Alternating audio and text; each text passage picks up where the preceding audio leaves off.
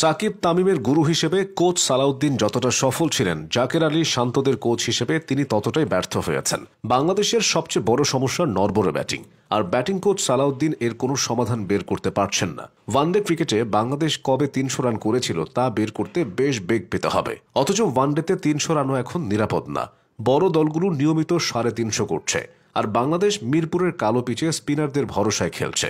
Asia cup চলাকালে ভারতের coach Gautam Gambhir BCB সভাপতি বুলবুলকে বাংলাদেশের ব্যাটিং নিয়ে কাজ করার পরামর্শ দিয়েছিলেন। বিষয়টা লজ্জার হলেও বাস্তবতা এড়িয়ে যাওয়া যায় না। জাকের আলী, শামীম, সোহানরা ফিনিশার হিসেবে মিডল অর্ডারে খেলছে, ফলে মিডল অর্ডার ভেঙে পড়তে সময় লাগছে না। এদিকে ব্যাটসম্যানদের নিয়ে আজও পরীক্ষা নিরীক্ষা আগের মতোই চলছে।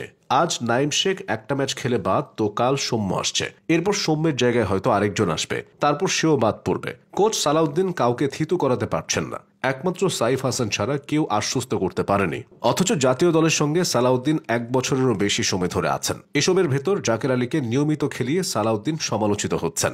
সিনিয়র সহকারী কোচ হিসেবে সালাউদ্দিনকে নিয়োগ দেওয়ার কারণ একটাই, তিনি হেড কোচের ভাষা বুঝে তা বাকি ক্রিকেটারদের বুঝিয়ে দেবেন। সালাউদ্দিন যেহেতু ঢাকা প্রিমিয়ার লিগ আর বিপিএল এর নিয়মিত কোচিং করান, তাই তিনি জাতীয় পর্যায়ের ক্রিকেটারদের খুব ভালো চেনেন, জানেন। তাই সালাউদ্দিন থাকা মানে মাঠে একজন অভিভাবক পাওয়া। সালাউদ্দিন সম্পর্কে শেখ মেহেদী বলেছিলেন, উনি মাঠে থাকলে আত্মবিশ্বাস পায়, কোনো ভুল করলে সাথে সাথে উনি ধরতে পারেন। এরকম একজন লোক কাছে থাকলে নিজেরও বুস্ট আপ হয়, কিন্তু কাজের কাজটা হচ্ছে না। যদিও সালাউদ্দিনের কিছু সিদ্ধান্ত বেশ কাজে দিয়েছে। কোচের দায়িত্ব পাওয়ার পরই তিনি অফ ফর্ম লিটন দাসকে টি-20 ক্যাপ্টেন বানিয়ে বেশ বিতর্কের মুখে পড়েছিলেন, তবে লিটন দাসের উপর ভরসা রাখতে বলেছিলেন।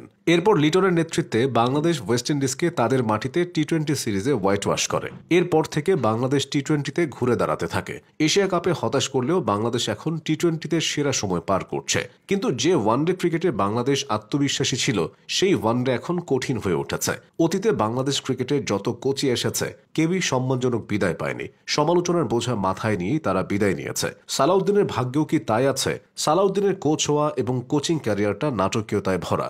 ছোটবেলা থেকেই সালাউদ্দিনের খুব ইচ্ছে ছিল ফুটবলার হবেন, তাই বাংলাদেশ ক্রীড়া শিক্ষা প্রতিষ্ঠান তথা বিকেএসপিতে যান ভর্তি হতে, টিকেও যান। কিন্তু দুর্ভাগ্যজনকভাবে পেলেন ক্রিকেট, ফুটবলে জায়গা হয়নি। 11 বছর বিকেএসপিতে পার্ট টাইম কোচ হিসেবে কাজ করেছেন সালাউদ্দিন। সালাউদ্দিন ক্রিকেটে না আসলে বাংলাদেশ ক্রিকেট হয়তো সাকিব, তামিম, মুশফিক সহ অনেক তারকা ক্রিকেটার থেকে বঞ্চিত হতো।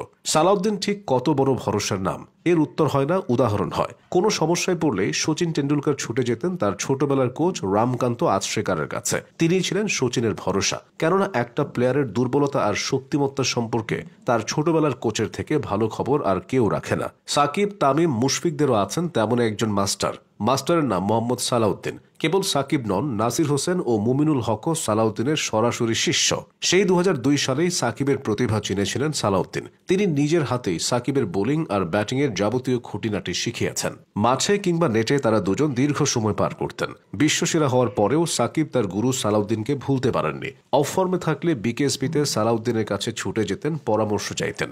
সেই সালাউদ্দিন যখন জাতীয় দলে আসতেন, তখন সমর্থকদের প্রত্যাশা ছিল আকাশচুম্বী, কিন্তু সেসব প্রত্যাশায় থেকে গেছে। কোচ হিসেবে সালাউদ্দিনের জাতীয় দলের অধ্যায়টা এখনো পর্যন্ত ব্যর্থতায় ভরা।